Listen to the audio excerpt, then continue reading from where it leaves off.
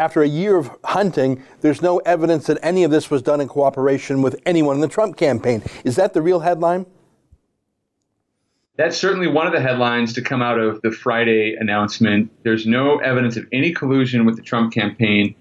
That hasn't stopped CNN. You know, they went to the home of a Trump supporter who happened to share a Facebook post she agreed with that she didn't realize was sponsored by Russian trolls. And they tried to insinuate that she was part of this Russian campaign. And this poor woman was hounded on her front lawn by CNN. You know, it's just totally ridiculous. The people who are determined to drive Trump out of office because he's allegedly some kind of foreign agent of Vladimir Putin or something like that, they will latch onto any fact, even if it controverts their own argument, and they will latch onto anything with the word Russia in it and try to make it bend to their narrative.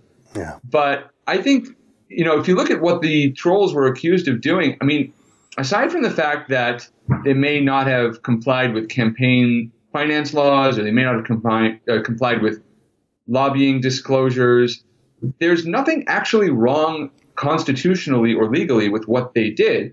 There are troll farms that exist in this country. There are domestic troll farms. George Soros and the networks that he funds, they are known to run commenters who go onto websites and leave anti-conservative comments, who troll others on Twitter. Right now, my own organization, my company, Breitbart News, is being trolled by people, sometimes anonymous, on Twitter. And they're part of organized efforts, and sometimes these are well-funded organized efforts. And it's perfectly legal. It's irritating, but it's the First Amendment. It's freedom of speech. So it's not clear to me that there's any real constitutional validity to this prosecution that they announced on Friday, because the Russian troll farm was simply doing what people are entitled to do in the United States, including foreigners. The First Amendment is not exclusive to American citizens on American soil. If you're here, you have the right to freedom of speech. Now, that might mean you also have to register if you're a lobbyist. You might have to report any sort of in-kind contributions to one campaign or another. But it's not clear where they really violated those laws. So we're going to see if this prosecution moves ahead. But I just think it's laughable that people think this is some sort of new activity. Yeah. I mean, there's so much AstroTurf out there. David Axelrod used it to help Obama. Robert Creamer used it to help Hillary Clinton. This is not new. These are the sort of tactics Americans use all the time in elections.